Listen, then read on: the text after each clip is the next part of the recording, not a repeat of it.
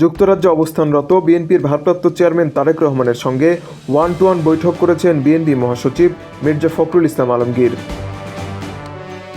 প্রায় 2 সপ্তাহের লন্ডন সফর শেষে আজ বৃহস্পতিবার 12 ডিসেম্বর দেশে ফিরেছেন তিনি। সফরকালে যুক্তরাজ্যে অবস্থানরত বিএনপির ভারপ্রাপ্ত চেয়ারম্যান তারেক রহমানের সঙ্গে ওয়ান-টু-ওয়ান বৈঠক করার পাশাপাশি যুক্তরাজ্যে বিএনপির আলোচনা সভা, মিট দ্য প্রেস সহ একাধিক অনুষ্ঠানে অংশ নিয়েছিলেন বিএনপি মহাসচিব।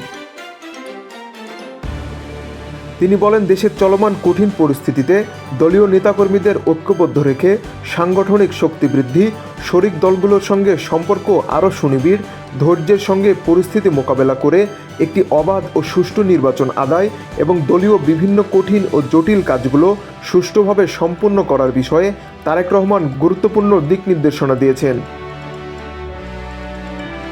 গত মঙ্গলবার লন্ডন বিএনপির নেতাকর্মীদের মতবিনিময় সভায় মির্জা ফখরুল বলেন, বাংলাদেশ ও বিএনপির বিরুদ্ধে আন্তর্জাতিক পরিমণ্ডলে যেসব প্রোপাগান্ডা ছড়ানো হচ্ছে তা প্রতিরোধে বিএনপির নেতাকর্মীদের সাইবার জগতে জোরালো ভূমিকা রাখতে হবে।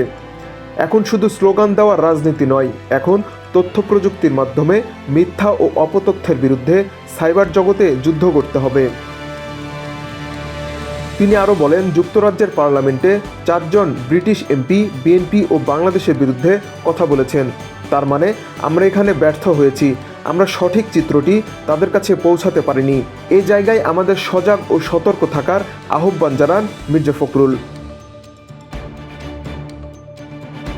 যুক্তরাজ্য বিএনপিকে একটি সোশ্যাল মিডিয়া সেল গঠন করার পরামর্শ দিয়ে বিএনপি মহাসচিব বলেন, বর্তমান তরুণ প্রজন্মের মধ্যে তথ্য প্রযুক্তিতে পারদর্শী অনেকে আছেন, যারা তথ্য প্রযুক্তির মাধ্যমে বিএনপি ও বাংলাদেশকে সাহায্য করতে চান।